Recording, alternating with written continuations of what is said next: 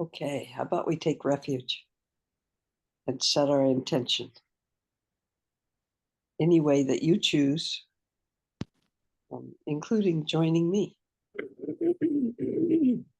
And I have a little background noise here somewhere. Beep, beep, beep. One of these days, I'm going to mute myself. That will be amusing. Okay, I think we're good.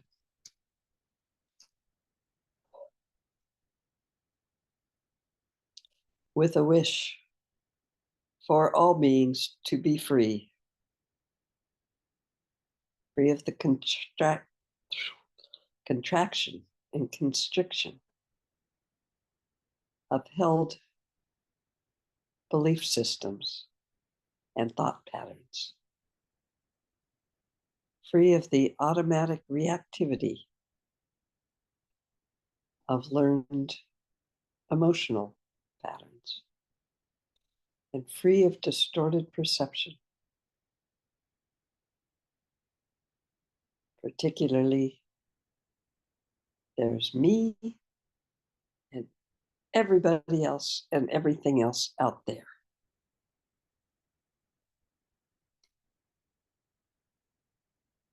I will always go for refuge to alive, vibrant, radiant, spacious awareness until awareness is ongoing, like the flow of a river. Enthused by wisdom and compassion, today in the presence of all Buddhas and Bodhisattvas of any time and lineage or none at all, I generate the mind of full awakening for the benefit of all beings. As long as space remains, as long as beings remain, may I manifest in such a way to ease and dispel the miseries in the universe.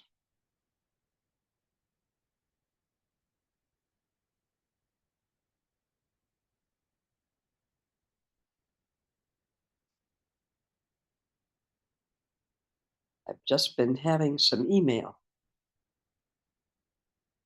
with someone who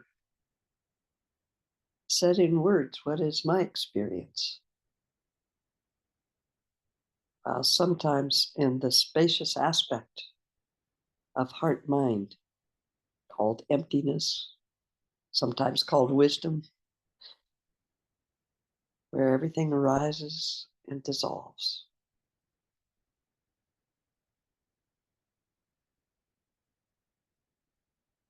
Is never separate from bodhicitta, which gets translated as compassion, but is really, as far as this form can tell, the recognition of the interconnectedness of all beings. Our personalities are formed by our interactions. Our stories are made with our interpretation of those interactions. How could we possibly be separate? And yet, it doesn't really help a whole lot to go around saying, oh, there's no me, I'm not separate, because that generally doesn't change much of anything. So what do? Oh, we just do Chenrezig, the symbol of open-heartedness. And in this email I've been sharing with someone, she mentions what I hold in my heart also. Without bodhicitta, without open-heartedness, open-mindedness, without unattached, open, and free love, I'm not sure what the point of life would be for me. That's what brought me into Buddhism, this path. And it's what keeps me here, because I certainly don't, well, I may aspire to that kind of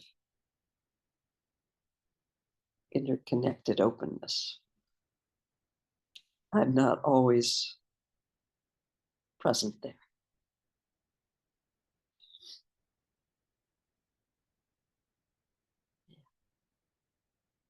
Anyway, thinking maybe, unless somebody has something,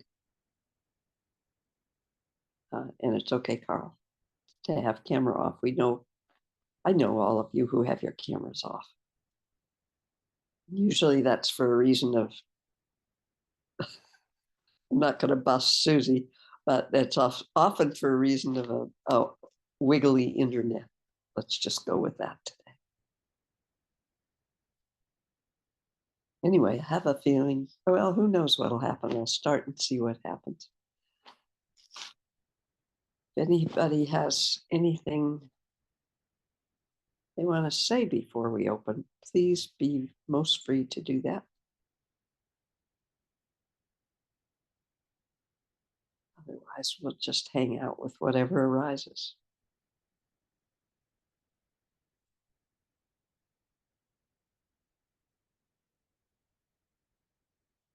So to start this, traditionally, it's always suggested that we call up a time where we felt what we might experience or call unconditional love for another being.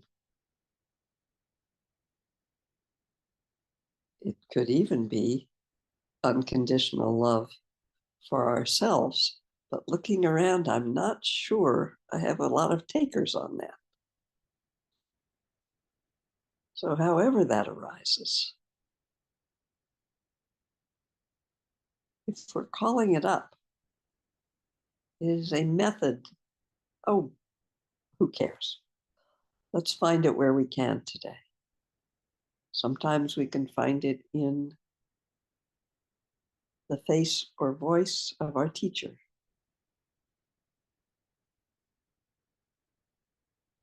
Sometimes that is not our experience with our teacher, so I can't make it a go-to. It always depends on your experience. Sometimes it's the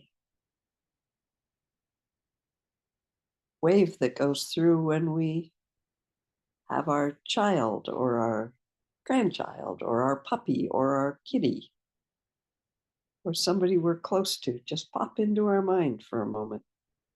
And that wave of openness, that indescribable wave really, may arise.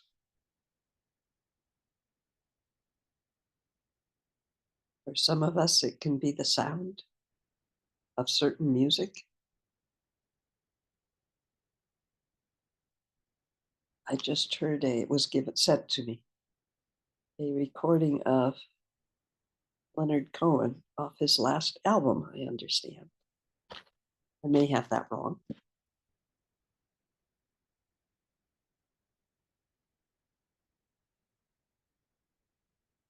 It's the title of the album, and of course, if you hang around with me very much, you know I will have forgotten it. And it was one of the most powerful things I've ever heard. And while it maybe didn't create or didn't stimulate that wave of, warm ninji, as Lama Lena calls it, awe,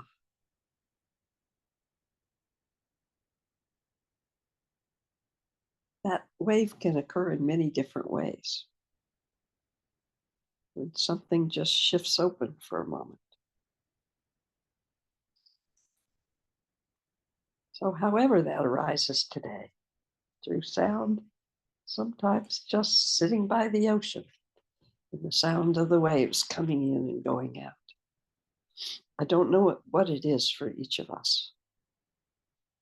And the the very thing that may have stimulated that experience, sensation, for us one time, if we try to hold on to it and make it happen again, it often does not. It is not a wave that can be held.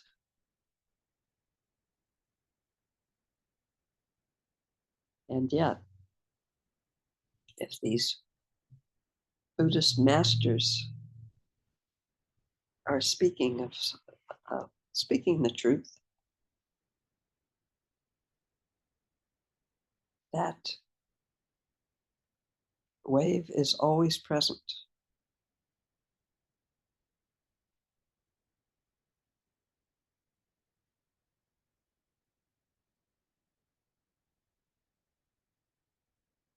The irony is that wave generally does not, until we grab it, involve a separation of an I and a you.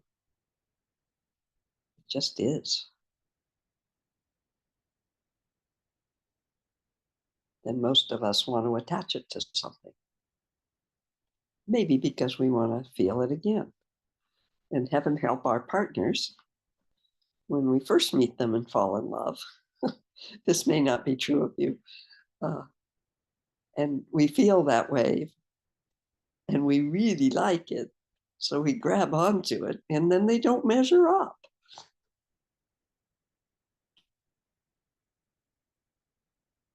I've made some messes in my life along those lines.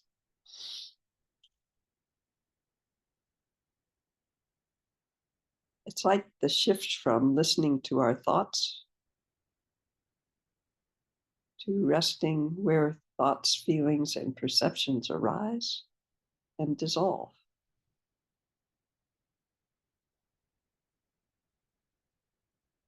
In my life, I've chased that kind of love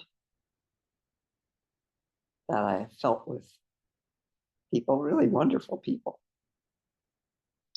and then squished it because I was more interested in the form, didn't know anything else. More interested in the form than I was in the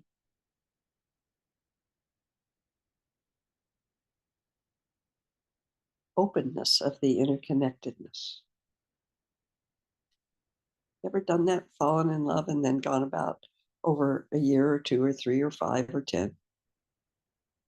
Worked very hard at changing that person that you felt such open-hearted love for? Well, if you haven't, congratulations.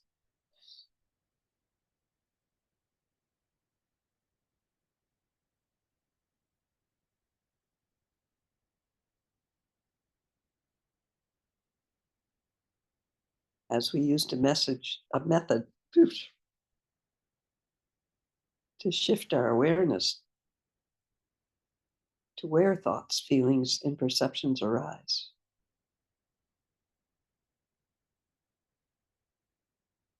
Generally, having had somebody pointed out to us in a way we could notice. I think this might be the same in its own way. We can point at the experience of that open-hearted wave, and each of us can find it in our lives somewhere, if only for just a second. Maybe we met somebody's eyes at a time we were having a hard time, and we experienced warmth and openness just for a brief instant. Plenty.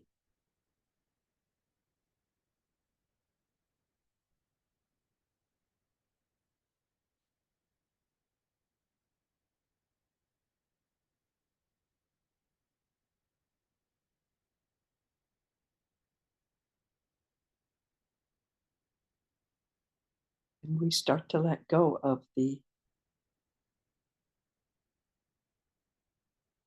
wish to find that wave, that sensation outside of ourselves. We can still enjoy that.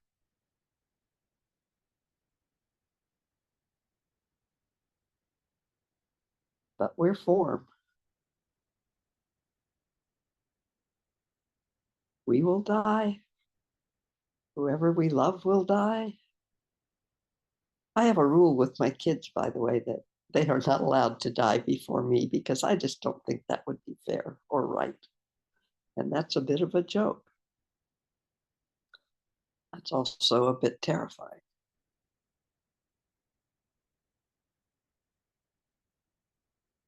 What doesn't die? What doesn't need to be born?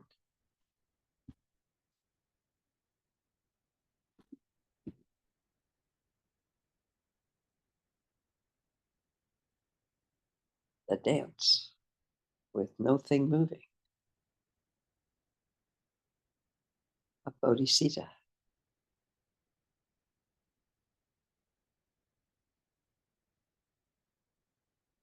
And spaciousness. Wisdom and compassion. You can call it anything you want.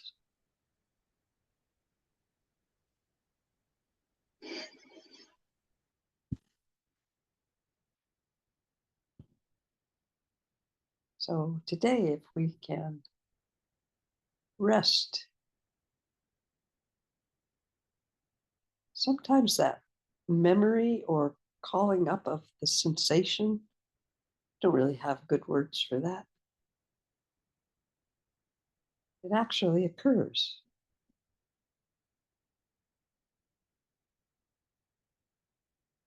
Sometimes it just helps point us.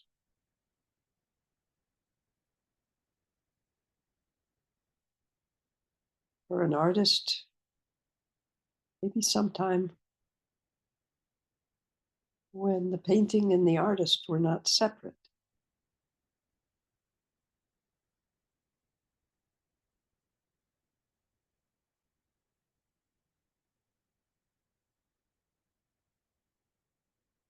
Anything and everything.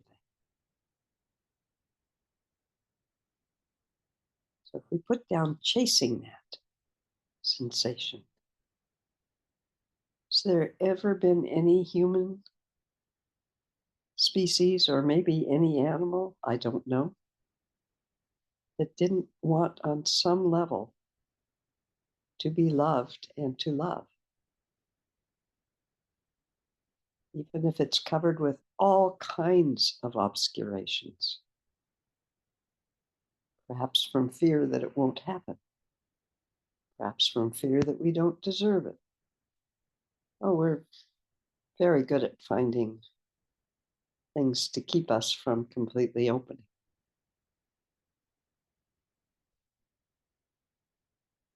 Have a look if you're at that curious point in your practice at what it is that we think we need to protect.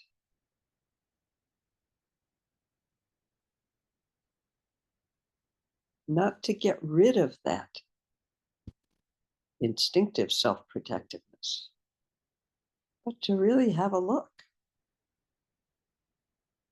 not to judge it. What does not, maybe another way to ask the question is, what does not need any protection? And can we rest there sometimes? Much easier to rest there when nobody's yelling at me. I'm not having any difficulty with somebody right there in my face.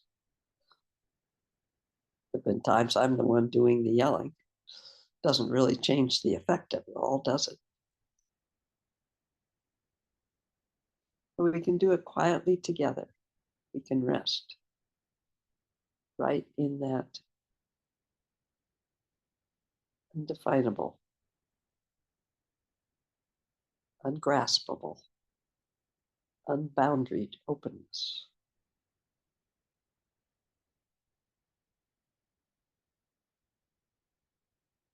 So as we start finally the practice this morning, the words of the practice,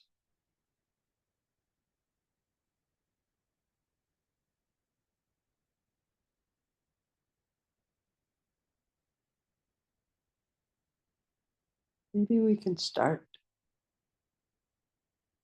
There are many symbols that are given in this practice that may be very valuable for many of us but actually are not symbols that, for others of us, they're not symbols that have meaning for us. So find the symbols that have meaning for you.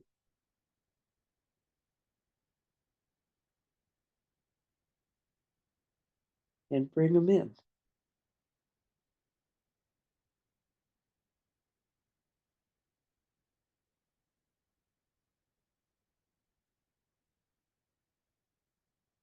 And we can imagine today, maybe, if you feel like it, what it would be like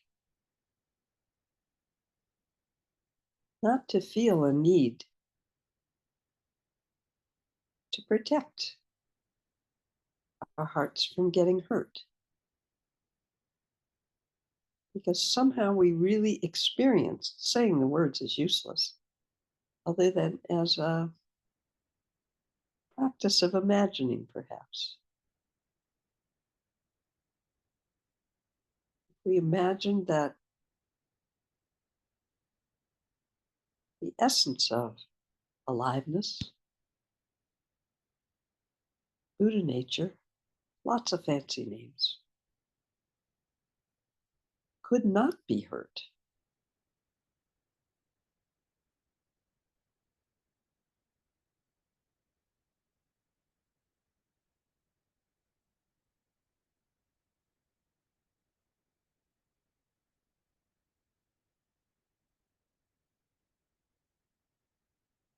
But everybody here knows that feeling of kind of feeling whoopee, pretty open, everything's pretty good.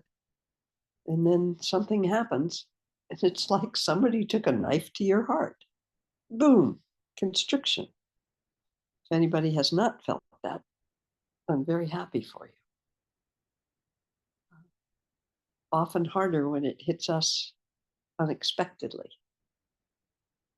We think everything's fine, and our partner turns and says, I'm leaving. I can't stand how you're acting. It's like, what? Where did that come from? What if, can we imagine, if we only heard that with open heartedness? Ooh, that must feel lousy for her, or him, or them. Yeah.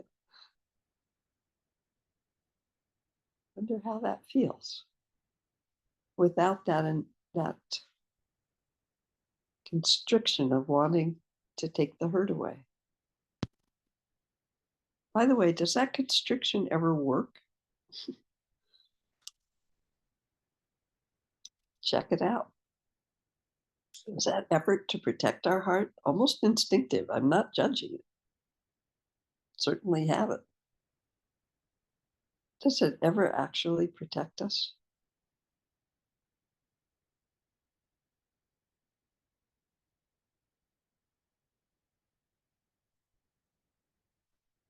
And there's a part of me, just honest, that when I imagine that, I'm like, oh shit, I don't want to have to go around being kind and nice to everybody all the time, open hearted all the time. I'll be exhausted trying to be open hearted all the time. Well, if that's the feeling, that's not open heartedness. It doesn't include us. Yes? It's not a matter of what we do, it's a matter of who we are. Sometimes open heartedness can express itself in ways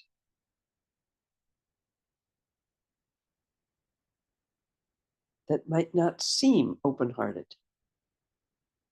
to others. Just don't know. As long as we're trying to be open hearted, it's very hard to be open hearted.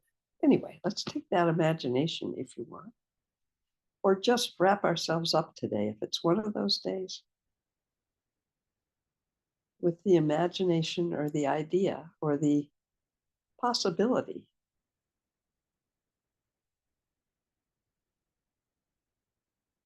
that at least everyone in this room, or most of us in this room, feel openness towards each other in this moment and rest right there.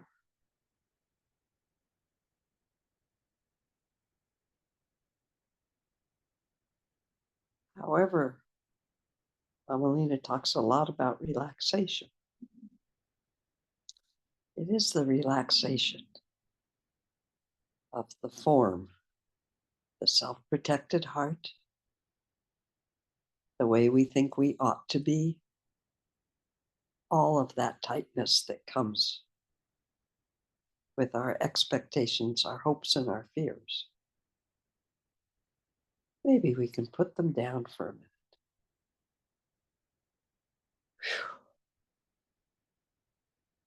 Assign some great loving master, or for me, the mama bear.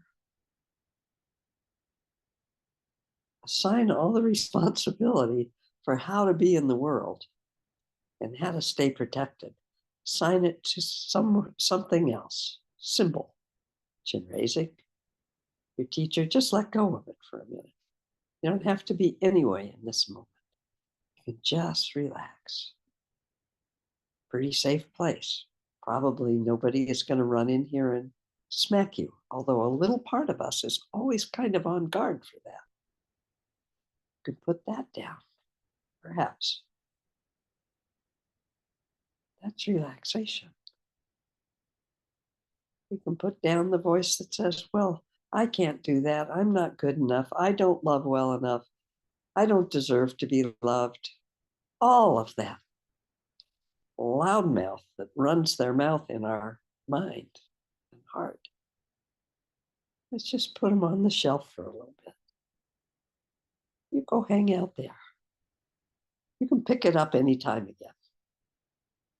Just put it on the shelf, or maybe if you feel like it, let's open the front door and put it outside.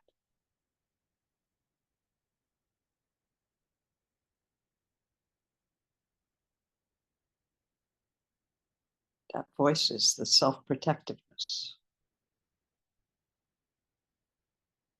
If I know I'm no good, then somebody else won't come and hit me with it when I'm not ready for it, when I'm not expecting it, and that really hurts. So I'll just be the herder myself of myself. Oh, we get so turned around in circles, don't we? Many of us. Not saying you all do. So have the tenderness for ourselves, all of us, in this moment. And I hesitate to use an example.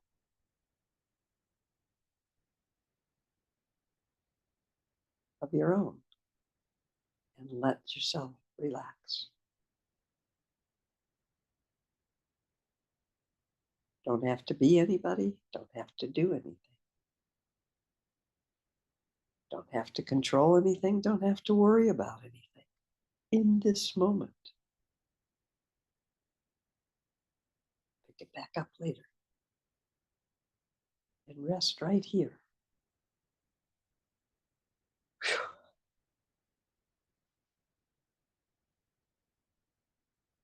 If this occurs, we sometimes just fall asleep. We're so exhausted from trying to hold everything together, trying to figure things out.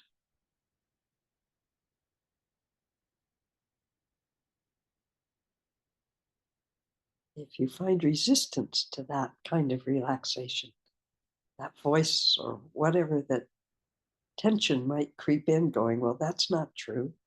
Oh, no, I'm not all right. There are things I need to do. Blah, blah, blah, blah, blah. Just be gentle with it. Okay. That part of me thinks that. That must be exhausting. Maybe I can help that part relax a little bit. Right here in this moment. Because really we have no thing other than what's arising in this moment. We can think about past. We can think about future. We can do all kinds of things.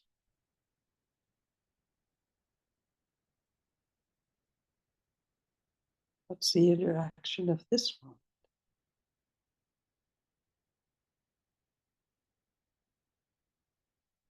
And as we may be able to rest together, there's a Lama in. Northern California, not Lama Lena. She teaches a somatic, a form kind of, I don't want to describe too much, called Zapchen. She has a very Tibetan teacher who authorized her to open and teach this. One of the things she does is she has everybody take a nap together, or at least lie down together, usually with some hand on a shoulder or some kind of physical connection that feels safe for whoever is involved. And they just rest together. First time I saw that, I went, I'm not doing that. It's in person. Come on. What's the expectation here? What's going on? Yeah.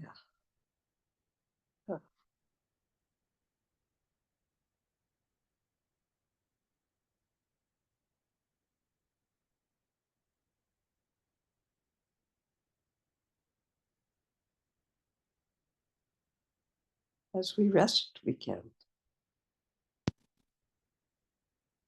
sing the mantra if we feel like it. Om Mani Padme Hum. We can add the Hri on the end of it if we want to.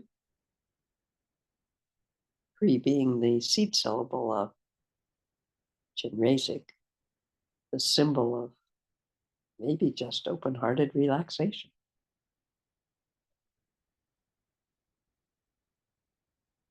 Sing the mantra if we want to.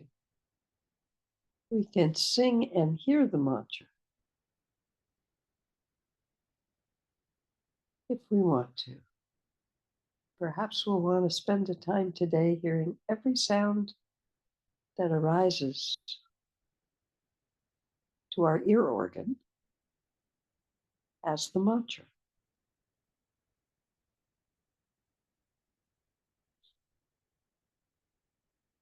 We can be as creative and open with our practice as we may aspire to be in our lives.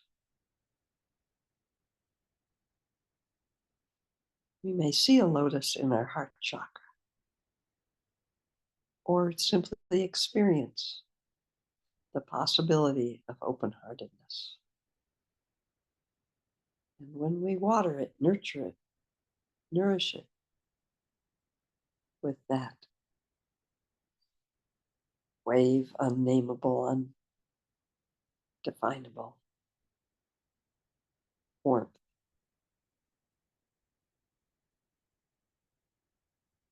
you may find yet another level of relaxation.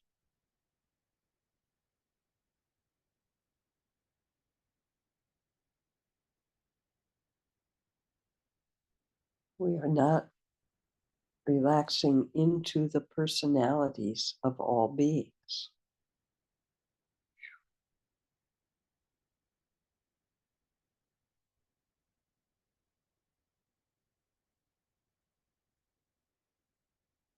We are relaxing into the essence of all life.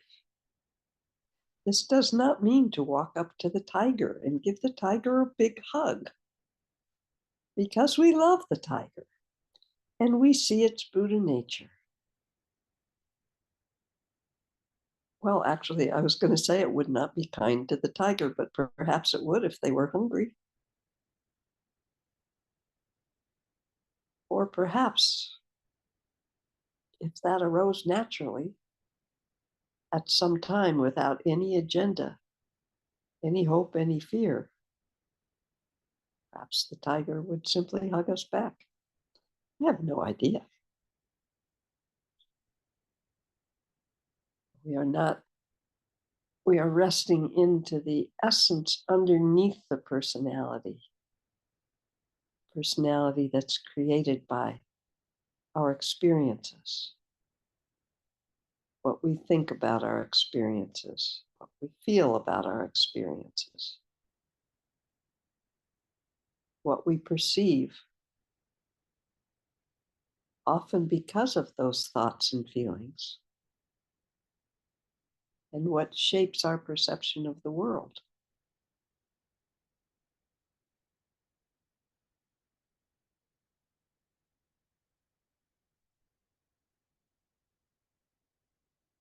so that we never actually experience what's happening in this moment at all.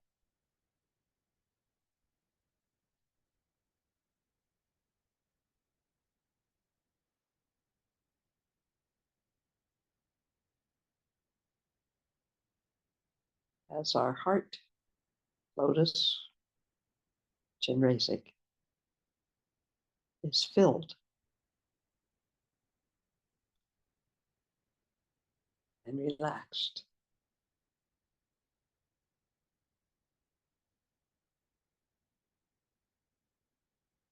There is a practice right here if you choose to watch all the things that arise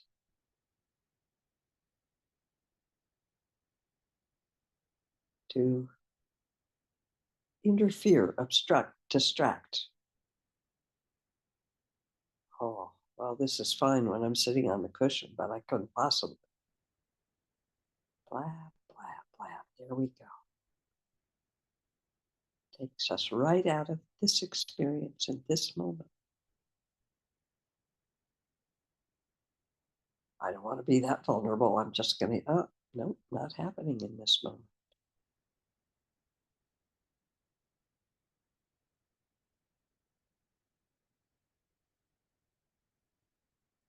What can we trust? What is refuge?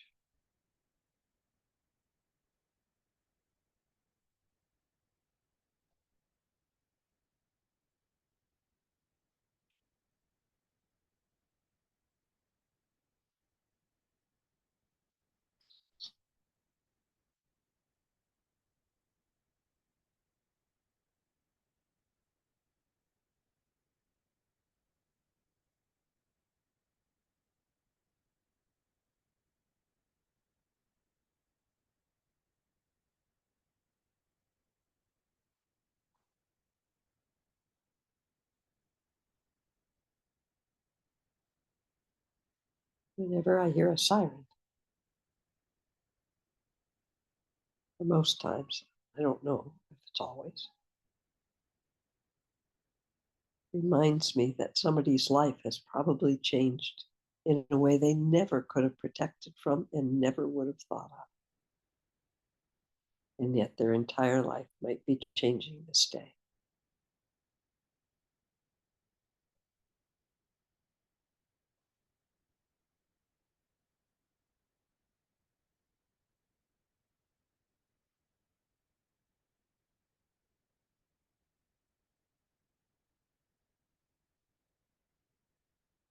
As that heart, part of our heart, not part of our heart, as our heart, mind, our lotus,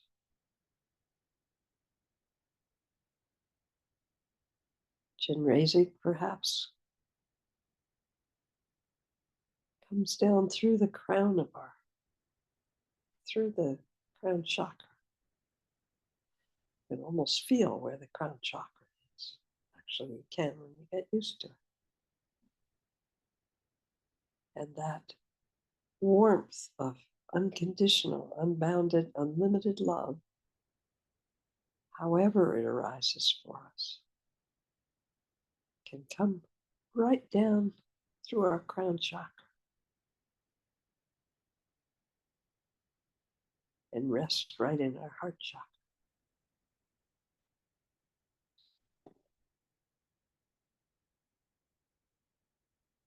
And as the heart opens, as I said, there is a practice right in doing this, not how it's taught, to watch all of the things that arise that try to convince us you can't trust this, this isn't real, let's stay protected. We all have our own stories. And if you choose that practice, just rest back down again. Even if it's with something like the words of, it's okay in this moment, safe in this moment. Let's just rest here a minute more. Watch the next thing that pops up. It's really quite remarkable. for most of us, I think. I can only share my own experience. In this moment, nobody's asking us to walk outside and be a Buddha to every other being. In this moment, nobody's yelling at us to get them something or be different than who we are. This moment of freedom. And we can, if we're in a, by inviting that wave or warmth, open heartedness to come in through our crown chakra from the symbol, from Chenrezig, from whatever, we can't find it directly.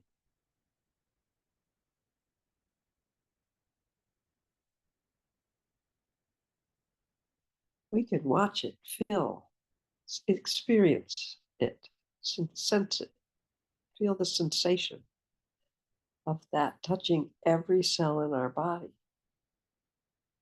flowing, not static, flowing through our body, touching every possible area of our body.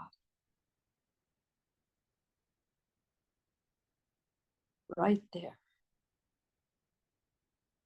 And we may watch, no, wrong word, sorry. We may have the experience of that warmth simply radiating naturally, not bounded by our skin or limited to our heart chakra, not limited in any way, inside, outside, up, down, cells, macro, biggest things we can possibly imagine. Perhaps we will experience that openness vibrating in the stars with us. No limits. And we may watch ourselves grasp back. Where do you start? Where do you end? Are you simply a contained form in a body?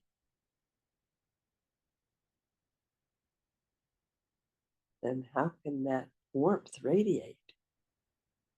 How does the sound you make vibrate into the universe? How do you take in air, oxygen that keeps you alive as part of your environment? Where's the inside? Where's the outside?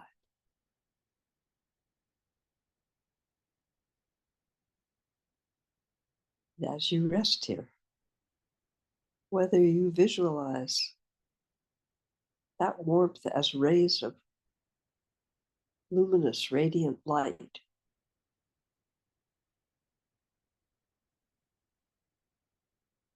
as your entire being, as your heart, or as you hear that as sound, the sound of the universe. Whether you hear everything arising as sound, as the mantra, or if it becomes undifferentiated in some way.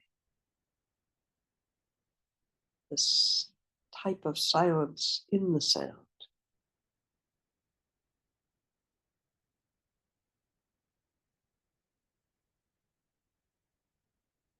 Again and again, because our habitual patterns, what we've been taught, what we've learned, what our instincts are for generations, and generations, whether that's through rebirth or through genes or through whatever you choose to believe in. Those patterns are so strong.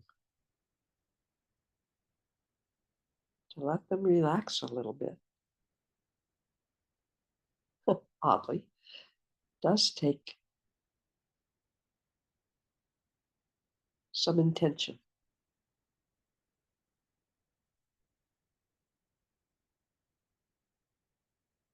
And as that warmth, that radiance, that luminosity, that no thing that can go into words, that relaxation, that openness, that, good heavens, so many words. Sambhogakaya,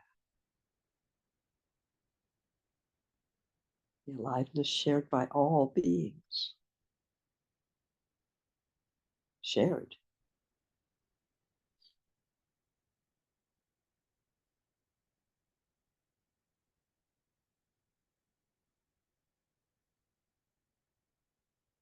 Not only does it radiate from what we perceive as ourselves, when we recognize it, it is at the essence of all beings. And some days we may want to make a image of all the Buddhas and Bodhisattvas of all time, radiating with that essence,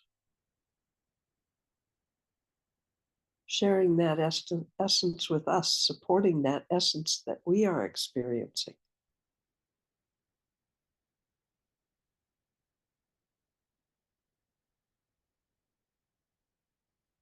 Those who have recognized it before us.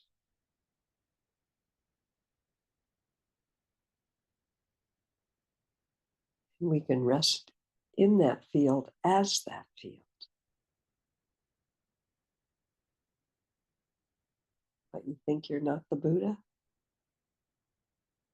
You think the Buddha is some individual, amazing, wonderful being that you could not possibly be? If you do, invite the Buddha to sit right in your heart. Bring the Buddha in through your crown chakra. For a moment, allow yourself to be the Buddha. It isn't about thoughts.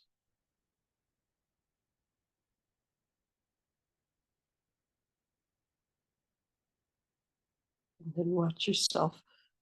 Nope, I'm not that. If you do, maybe for a moment, be all the Buddhas of all time.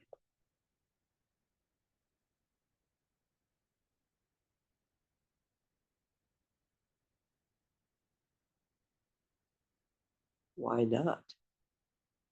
All the teachings say you are that. If you don't believe it, invite them in to show you.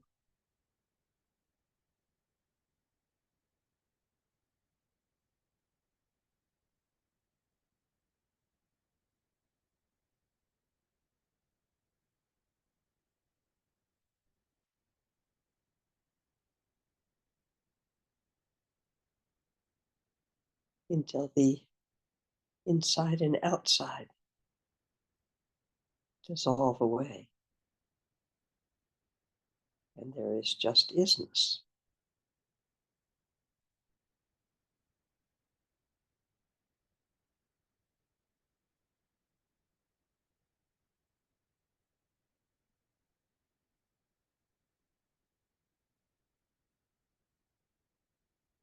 Every form is the Buddha.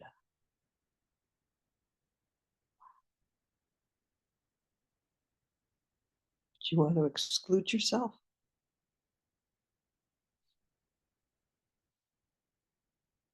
Well, not me. Sometimes I think we just want to be special. I'm not going to be like everything else. I don't care if it is the Buddha. I am special. We can laugh. Oh, thank goodness for laughter.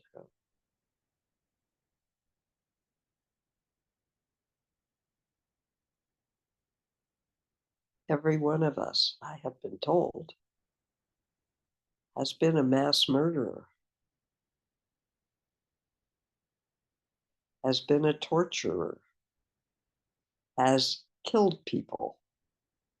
Heaven knows we all know we've killed live beings, sometimes accidentally, sometimes because that mosquito is just fucking driving me crazy.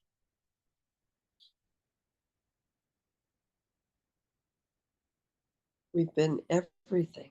How could it be otherwise?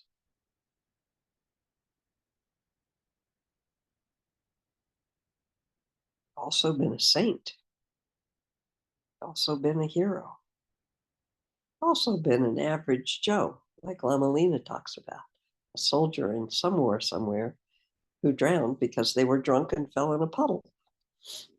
Just an average kind of guy or gal. All of it.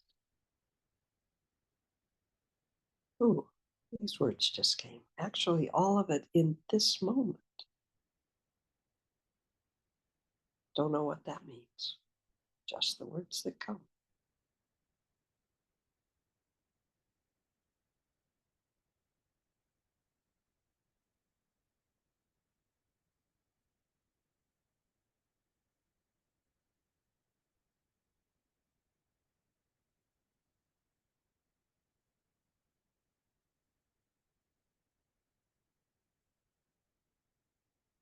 Most of us can't even imagine or even begin to believe what is so comforting in Flight of the Garuda, the chapter that says, you can't mess up your Buddha nature. It's who you are, it's your very essence. You can't screw it up. You can cover it up. You can do all kinds of things and think about all kinds of things. It doesn't matter. It does not affect your Buddha nature in the least. So comforting in the Eastern traditions. For us, it's like, well, maybe everybody else, but not me. I don't have anything. I'm messed up all over the place. Nope. Haven't affected your Buddha nature.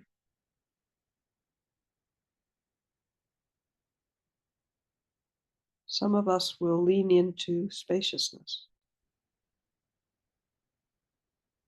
not to run away. Some of us will lean into spaciousness to run away, but that's a whole nother word. Some of us will be more drawn to spaciousness as relaxation, as an openness. For some of us, the sensation of warmth, embrace, unconditioned love, unconditional love. Not person to person as much as the essence of the universe, just as much as spaciousness is. Some of us will bounce back and forth. I like that one right now.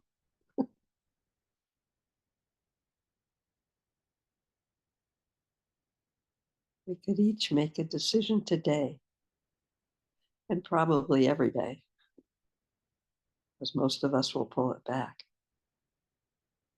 to stop trying to be perfect, to stop trying to get everything right. Oh, it's so exhausting, isn't it?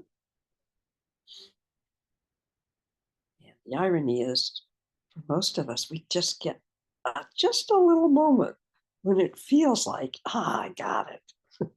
Oh, then it falls away again, doesn't it? Can't hold it together. What if we made a conscious effort to see each of us, every being, even the ones we can't stand, their personalities? Ugh, they're just horrible people. How messed up would our personalities have to be to do some of the things we humans do? Messed up is a little judgmental of a word. But if we looked underneath every single facade personality that we walked by today or encountered, not denying it, not trying to say, oh, no, that's not true. They're just Buddhists. Not like that. Personalities are all over the place. And we looked underneath. Oh, What if their essence is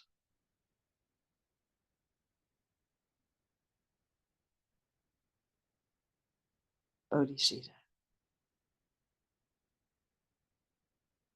How painful is it that we remove ourselves from that essence? Out of fear, out of experience, out of thoughts, feelings, perceptions? Because we screwed up, we did something wrong, what we thought was wrong.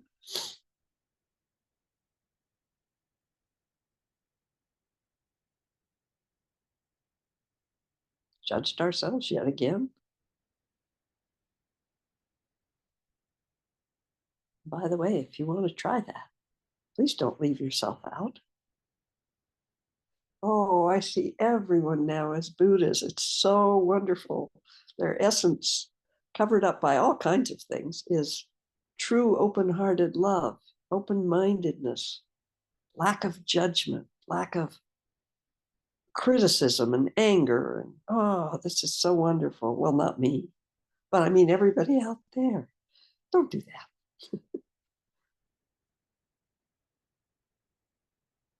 You know that perverse thing that many of us humans do? I mentioned it before. We'd almost rather be the worst than to be average. Be best to be the best, right? But I just don't want to be average. Just don't, not average. So it has to be worse than everything else. Okay, I'll take it on. You may not have that.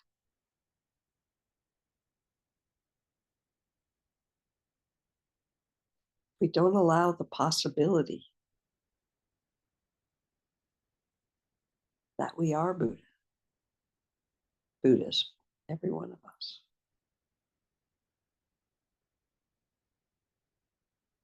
How on earth will we ever recognize it?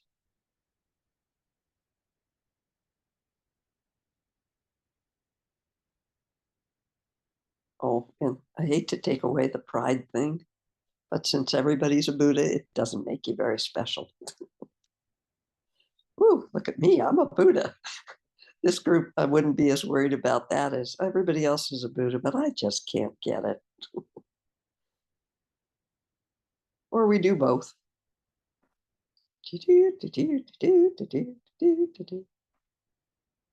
Anyway, this was an interesting practice today for the one that was going to start absolutely as traditional.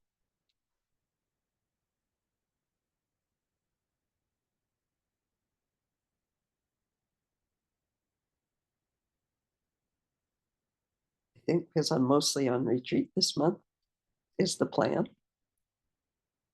I just thought, wouldn't it be fun to go to bed every night, relax a little bit, say in the morning, I'm going to recognize that I and everybody else is a Buddha. How cool. And see what happens overnight.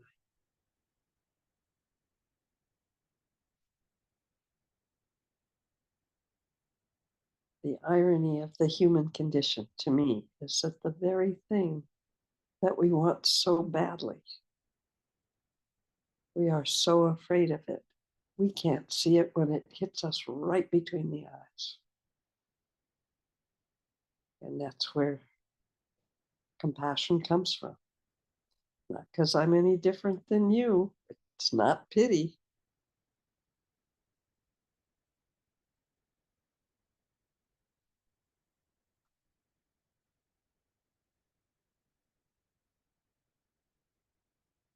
No matter how you feel about yourself or think about yourself, I see or feel, if your camera's off, doesn't matter, they're not separate. Every one of you is so obviously a Buddha. What does the word mean? Every one of you, when the personalities, the hopes and the fears relax, your essence is absolute open-hearted, open-minded, unlimited love. not the sticky kind.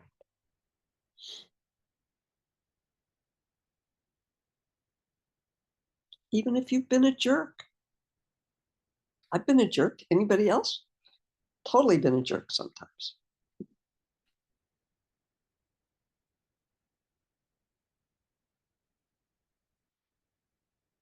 Yep.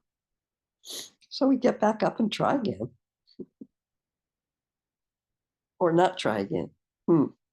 Very confusing. I'm not going to go in that circle. I almost got myself in a wheel. Did you feel it?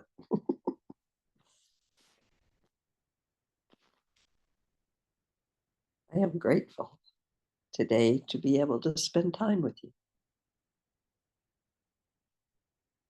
to be able to rest away from the constraints that may have felt like they were put on me, but I'm the one keeping them there. No victimhood once we reach a certain level of awareness. Doesn't mean bad things didn't happen to us. Does not mean that at all. It means that we start to recognize they're not happening now. And I'm the one that is now holding on to them. I'm the one that is letting those shape this world of this moment. And it's a ghost. It's not here anymore. Can't make it go away that way. We can just continue to rest again and again. Or I can, with you, thanks to you. Rest where this is apparent. Rest where there is connection. Rest where there is trust in this moment. Can't hold on to it. Can't figure it out. Just this moment. There we all are. And I thank you for that. So I need a lot of reminders. My patterns are pretty strong. Sometimes I just want to run, but not here. Not right now. So thank you. May all beings have such moments of respite, such reminders of what is always present, though at least this form can't always recognize that or be that. May all beings have such opportunities to look into our own eyes and recognize what we are. Not what we hope we are, not what we fear we are.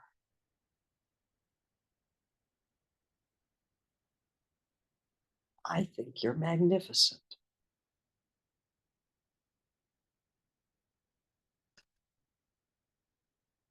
Till next time.